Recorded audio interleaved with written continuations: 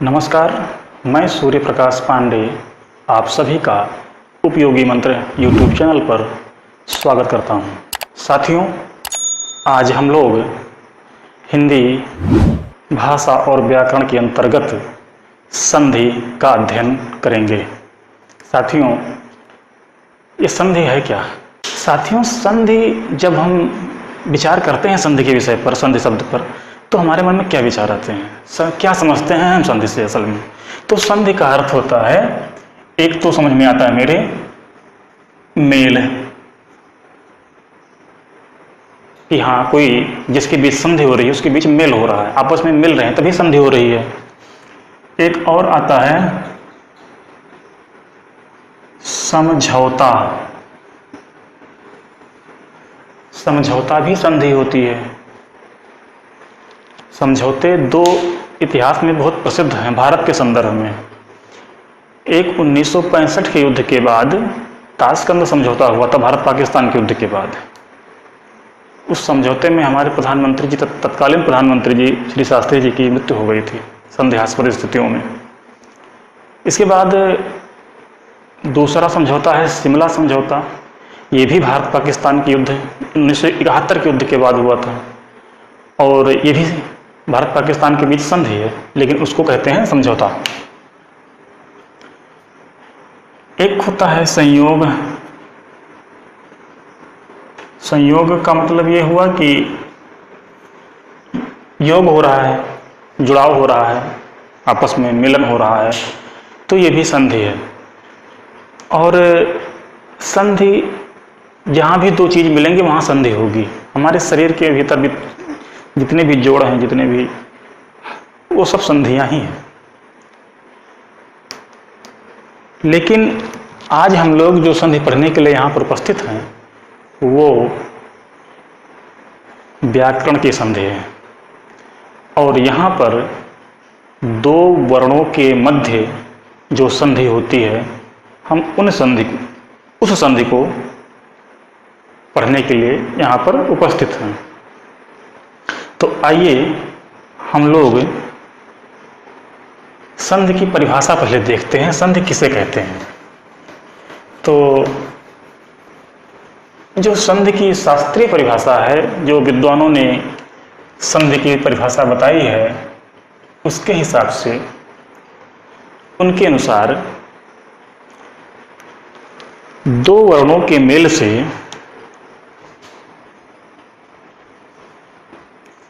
दो वर्णों के मेल से जो वर्ण विकार, विकार का अर्थ होता है परिवर्तन, जो वर्ण विकार होता है उसे संधि कहते हैं।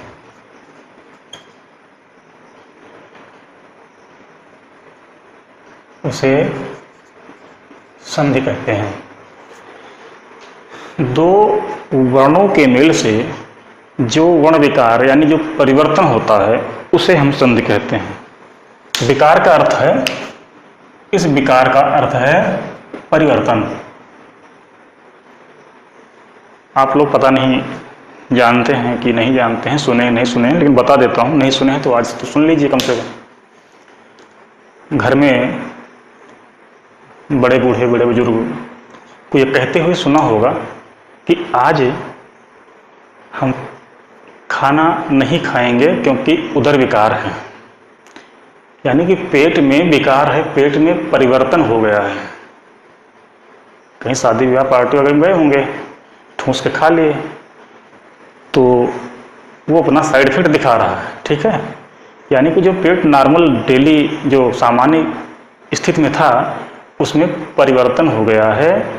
चाहे वो लूज मोशन हो रहा हो, चाहे जो भी है, लेकिन परिवर्तन हुआ है, इसलिए वो उदर विकार है, इसलिए भोजन करने की इच्छा नहीं, इसलिए भोजन नहीं कर रहे हैं। तो परिवर्तन का मतलब ही होता है, विकार का अर्थ ही होता है परिवर्तन। जैसे कुछ लोग कहते हैं, जैसे किसी के बीच में अच्छा खासा बन रहा है, दो लोग हैं और दो में से एक कोई है जो कम बोल रहा है इसमें, या जो भी बात है, तो लोग कहते हैं कि इसके मन में कुछ विकार उत्पन्न हो गया है, अर्थात इसके मन में कुछ परिवर्तन हो गया है, पहले का जो सामान्य व्यवहार था वो असामान्य हो गया है, इसमें बातचीत नहीं कर रहा है।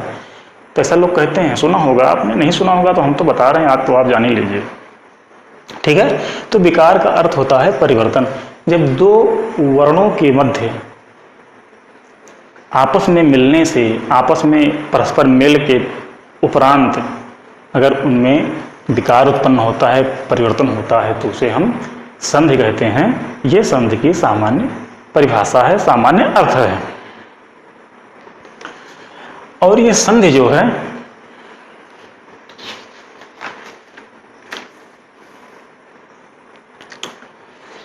ये संधि, ये तो इसका परिभाषा हो गया। ये संधि 3 प्रकार की होती है। संधि जो है ये 3 प्रकार की होती है। कौन कौन सी? 1 मिनट देख रहे हैं। पहली है स्वर संधि,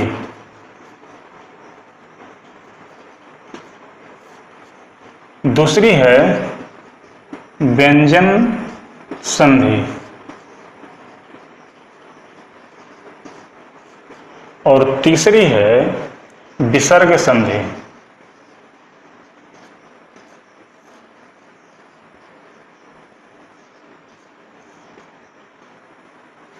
स्वर संधि, व्यंजन संधि, विसर्ग संधि।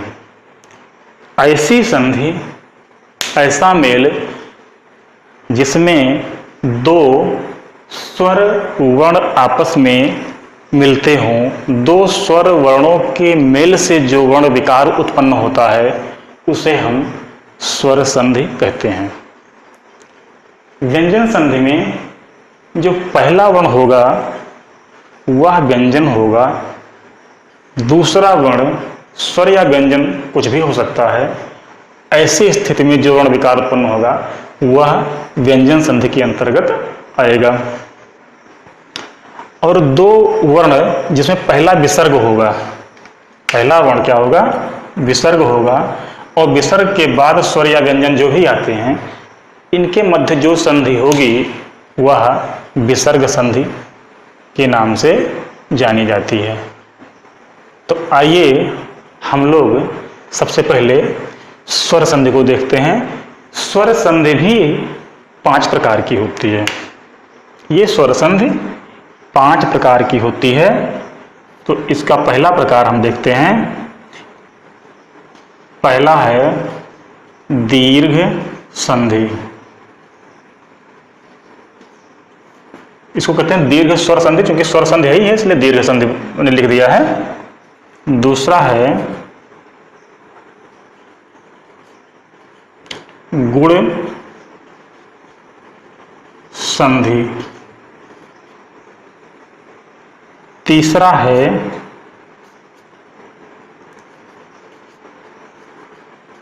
वृद्धि संधि। चौथा है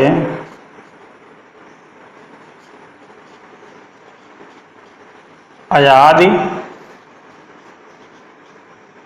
संधि। पांचवा है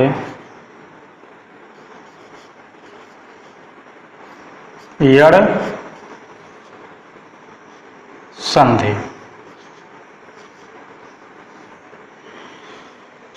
संधियां 3 प्रकार की होती हैं। स्वर संधि, व्यंजन संधि और विसर्ग संधि। स्वर संधि के अंतर्गत स्वर संधि भी 5 प्रकार की होती है। दीर्घ संधि, गुण संधि, वृद्धि संधि, अयादि संधि और ईगड़ संधि। अब हम लोग दीर्घ संधि को सबसे पहले देखते हैं, उसके बाद गुण, वृद्धि, अयादि, यड़ देखेंगे, उसके बाद फिर व्यंजन और विसर्ग संधि के बारे में हम लोग जानेंगे। दीर्घ संधि की परिभाषा पहले हम लोग देख लेते हैं, नियम क्या है दीर्घ संधि का। तो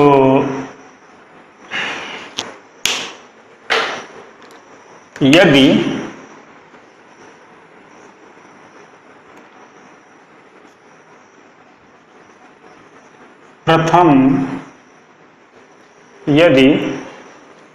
प्रथम शब्द के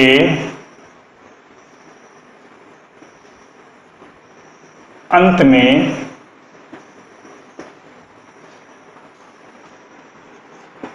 आ, ई, उ, री, आ, ई, उ, री ह्रस्व या दीर्घ रूप में हो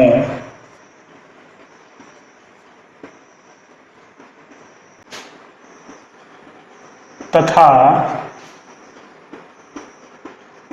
दूसरे शब्द के आदि में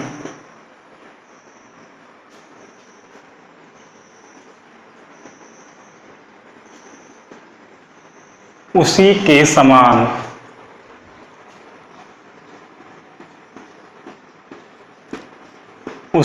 समान वर्ण हो तो उन दोनों के स्थान पर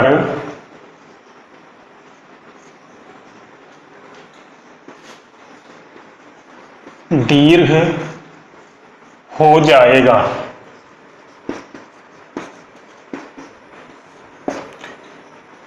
यदि प्रथम शब्द के अंत में आ, ई, उ, री ये चाहे छोटा हो चाहे बड़ा हो, यानी ह्रस्व हो या दीर्घ हो, उससे फर्क नहीं पड़ता है, हो तथा दूसरे शब्द के आदि में यानी पहले उसी के समान यानी आ, ई, उ, री ही हो तो उन दोनों के स्थान पर दीर्घ हो जाएगा, दीर्घ हो जाता है। इसको समझने के लिए हम ऐसे समझते हैं, जैसे एक उदाहरण लेते हैं।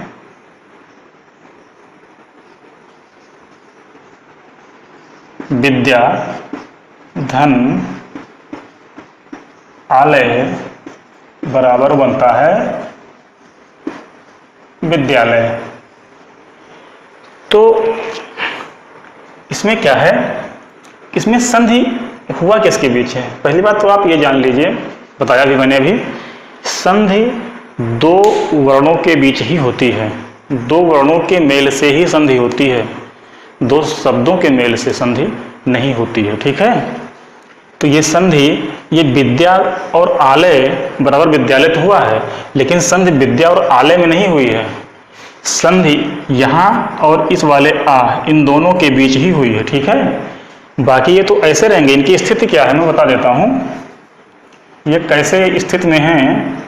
तो ये वाह है, इसके बाद छोटी ई आ गई, इसके बाद दा आ गया, इसके बाद या आ गया, इसके बाद आ गया, इसके बाद ये वाला आ, फिर ला के बाद आ के बाद या के बाद आ। इनकी स्थिति इस प्रकार है। तो संधि हमेशा दो वर्णों के मेल से होती है, और ये दो वर्ण जो सबसे निकट होंगे उन्हीं में संधि होगी। तो एक ये वाला आ हो गया, ये वाला आ हो गया, है ना। अब ये कह रहा है यदि प्रथम शब्द के अंत में आ, ई, उ, री ह्रस्व या दीर्घ रूप में हो, तो प्रथम शब्द ये है, इसके अंत में ये वाला आ है, ये ह्रस्व अथवा दीर्घ रूप में हो तो ये दीर्घ रूप में है, तथा दूसरे शब्द के आदि में, आदि मतलब पहले होता है, दूसरे शब्द के आदि में उसी के समान वर्ण हो, यानी इसी आ के ही समान हो, यानी कि ई ऊ री ना हो, आ के बाद आ हो, ई के बाद ई हो, ऊ के बाद ऊ हो, री के बाद री हो, तो आ के बाद उसी के समान आ है, तो उन दोनों के स्थान पर दीर्घ हो जाएगा। तो इन दोनों के स्थान पर दीर्घ आदेश होगा, दीर्घ हो जाएगा। इससे फर्क नहीं पड़ता है कि पहले से ही दोनों दीर्घ हैं, पहले से दोनों ह्रस्व हैं, या एक ह्रस्व है एक दीर्घ है, या एक दीर्घ है एक ह्रस्व, इससे फर्क नहीं पड़ेगा। अगर है तो वहां पे दीर्घ ही होना है, क्योंकि इस संधि का नाम ही है दीर्घ संधि। ठीक है, जैसे होता क्या है, जो मान लो कोई नेता है, ये नेता है, ये नेता है, ये फूल माला पहने जिंदाबाद जिंदाबाद करके चल रहा है। ठीक है, जो आगे होगा परिवर्तन उसी में होना है, जो आगे होगा परिवर्तन, जो संधि में विकार होता है, परिवर्तन होता है, उसी में होगा जो आगे होगा, ये नियम है। अब ये आगे झंडा लेके चल रहा है नेता की, ये लोग पीछे से इधर वाले और ये वाले इधर वाले हैं, ये केवल जिंदाबाद जिंदाबाद कर रहे हैं, जिंदाबाद करने वाले जिंदाबाद ही करते रह जाते हैं। ठीक है, परिवर्तन इसकी आएगा, ये चुनाव लड़ेगा, सांसद विधायक मुख्यमंत्री प्रधानमंत्री बनेगा, और बाकी ये लोग ऐसे रह जाएंगे। ठीक है, या फिर क्रांतिकारी है, ये गोली खाएगा, आगे है, गोली खाएगा, शहीद हो जाएगा, चौराहे पे मूर्ति लगेगी, सड़क उसके नाम बनेगी, बाकी ये लोग क्या करेंगे, ये लोग तो ऐसे रह जाएंगे। तो परिवर्तन उसी का होगा जो आगे रहेगा। ठीक है, यही नियम यहाँ संधि में भी लागू होता है। ये बाकी ये ऐसे रहेंगे, इनसे कोई मतलब नहीं है।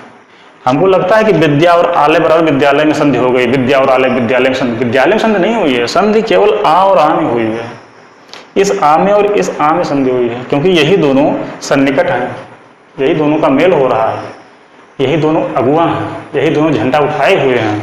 बाकी तो ये लोग ऐसे घूम रहे हैं, पीछे पीछे घूम रहे हैं, इनकी स्थिति में कोई बदलाव नहीं, पीछे घूमने वाले पिछलग्गुओं की स्थिति में कभी कोई बदलाव हुआ ही नहीं है, वही हाल यहाँ पर भी है। ठीक है, तो ये आ और ये आ, ये दोनों आपस में मिलते हैं और इनके परिवर्तन होता है, जो गण विकार उत्पन्न होता है वो बड़ा आ के रूप में होता है, और ये विद्या और आलय ये दोनों मिलकर के बन गए विद्यालय।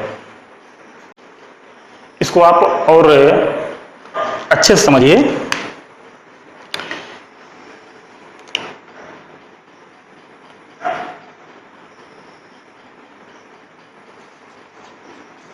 वर्ण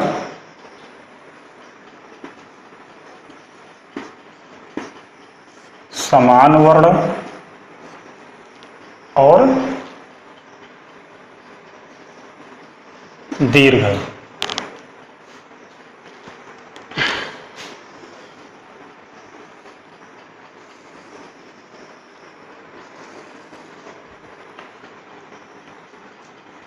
आ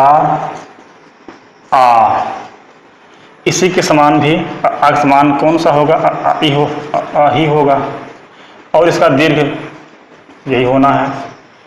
यानी कि छोटा बड़ा आ हो तो भी आ होगा, छोटा आ हो तो भी यही होना है, बड़ा आ होगा, बड़ा आ है तो भी बड़ा आ होगा, बड़ा आ छोटा आ है तो भी बड़ा आ ही होगा। यानी कि स्थितियां कैसी भी हों, अगर दोनों वर्ण समान हैं तो दीर्घ आदेश ही होगा, और दीर्घ जो भी होगा, आ है तो बड़ा आ होगा, ई है तो बड़ी ई होगी, ऊ है तो बड़ा ऊ होगा, री है तो बड़ी री होगी।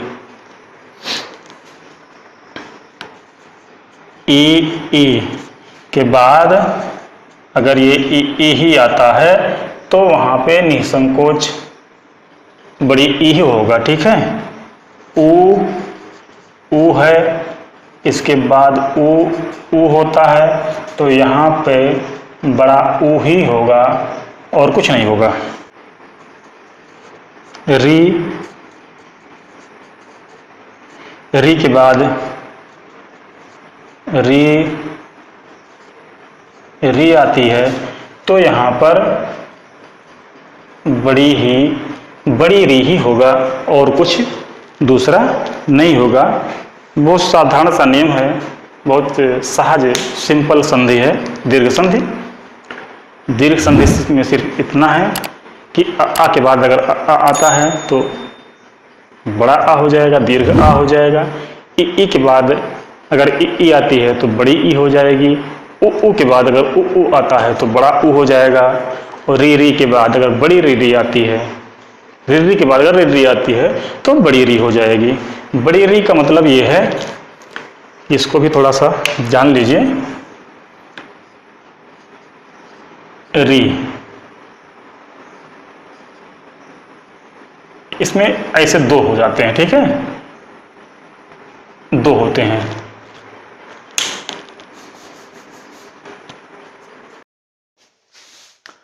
आइए दीर्घ संधि के कुछ और उदाहरण को देख करके संधि को समझने का प्रयास करते हैं।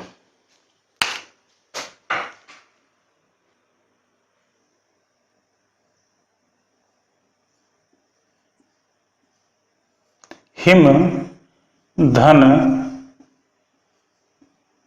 आलय, हिम धन आलय, इसमें हमें संधि करनी है। तो प्रथम शब्द का अंतिम वर्ण क्या है? ह्रस्व आ यानी छोटा आ है। द्वितीय शब्द का, दूसरे शब्द का आदि यानी पहले पहले वाला वर्ण कौन सा है? ये दीर्घ आ है। तो इससे कोई फर्क नहीं पड़ता है कि कौन सा आ है कौन सा आ नहीं है। आ होना चाहिए, आ के बाद आ होना चाहिए, ई के बाद ई होना चाहिए, उ के बाद उ होना चाहिए दीर्घ संधि में, बस और कुछ नहीं होना चाहिए। तो आ के बाद आ है तो इन दोनों के स्थान पर क्या हो जाएगा? दीर्घ आ हो जाएगा, बड़ा आ हो जाएगा।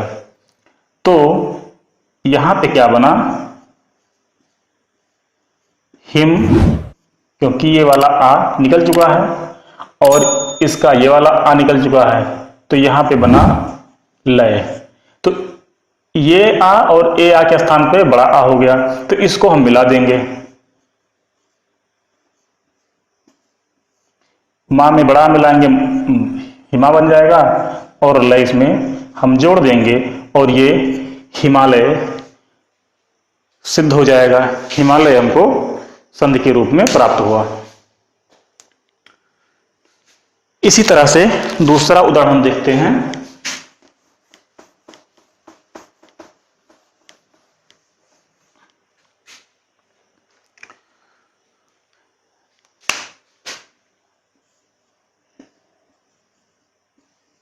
नदी धन ईश, नदी धन ईश, इसमें प्रथम शब्द के अंत में क्या है? बड़ी ई है, नदी, और प्लस दूसरे शब्द के आदि में भी बड़ी ई है।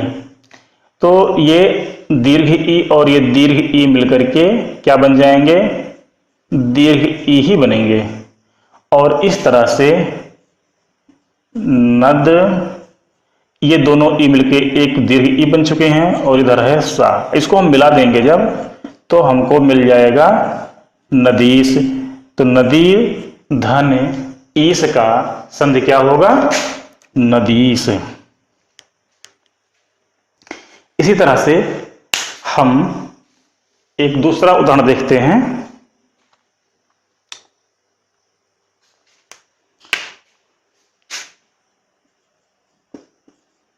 योगी धन इंद्र,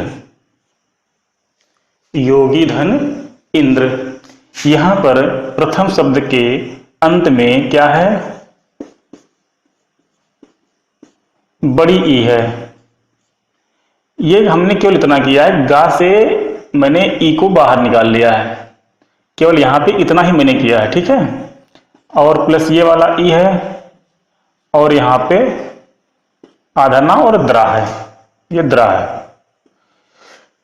तो ये प्रथम शब्द के अंतिम और दूसरे शब्द के आदि में यानी पहले, ये दोनों मिलकर के क्या बन जाएंगे? दोनों ई मिलकर दीर्घ ई बनेंगे। अब इसको हम मिला देंगे।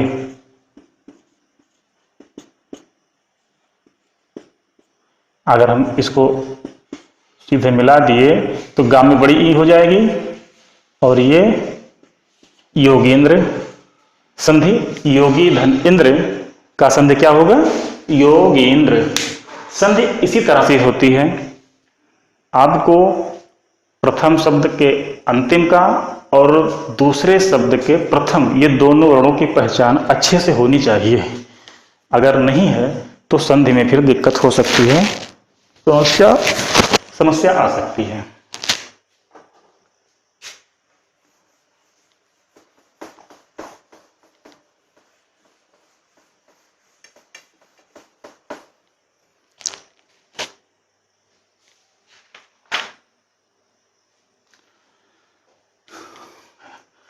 अब हम ऊ का उदाहरण देखते हैं।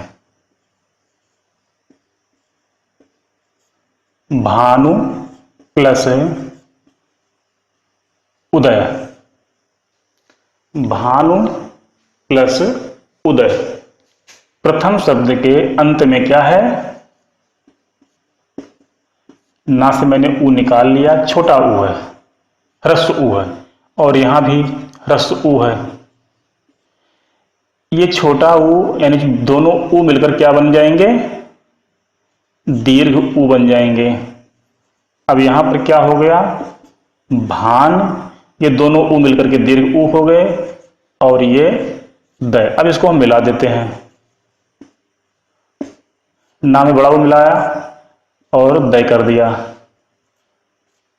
भानुदय। भानु धन उदय का संधि क्या होगा, भानुदय होगा। भानुदय अर्थात होता है सूर्योदय, क्योंकि सूर्य का पर्यायवाची है भानु, तो भानु उदय या सूर्य उदय ये दोनों एक ही बात है। तो भानुदय अर्थात सूर्योदय।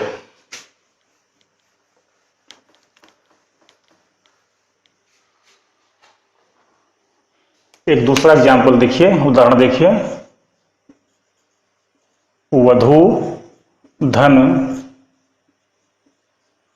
उत्सव। प्रथम शब्द का अंतिम क्या है, बड़ा ऊ है यानी दीर्घ ऊ है, और दूसरे शब्द का प्रथम ह्रस्व ऊ है। इन दोनों के मेल से जो विकार हुआ वो क्या हुआ, दीर्घ ऊ हुआ।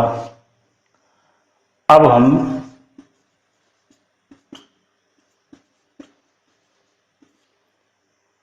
इन दोनों के मेल से क्या हो गया, दीर्घ ऊ हो गया, और इसको हम मिला देंगे।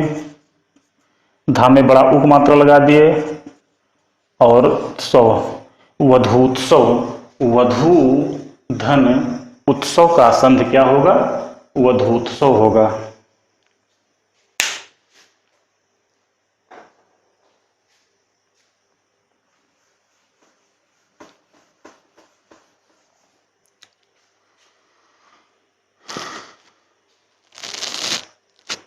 इसी तरह से आइए हम री का देखते हैं।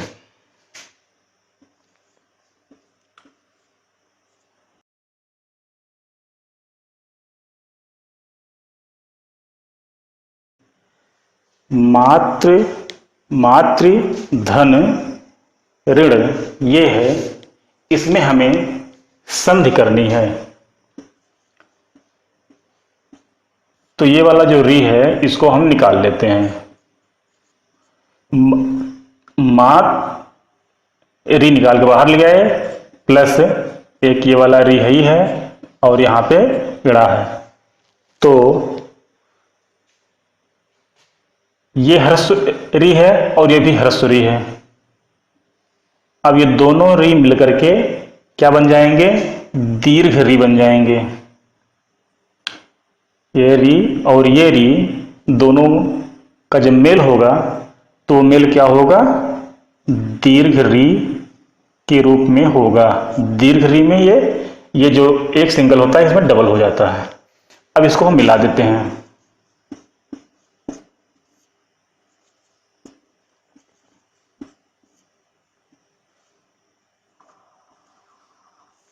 मातृ, ये हमारी संधि हुई किसकी, मातृ प्लस ऋण की संधि क्या हो गई, मातृण।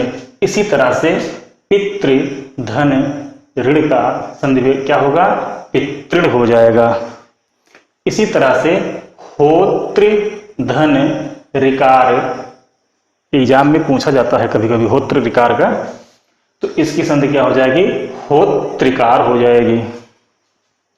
तो जो भी संधि है उसको आप जितना ज़्यादा अभ्यास करेंगे उतना ही आपके लिए वो सहज होती जाएगी। जितना आप उससे दूर भागेंगे उतना ही वो आपके लिए परेशानी का सबब बनेगी।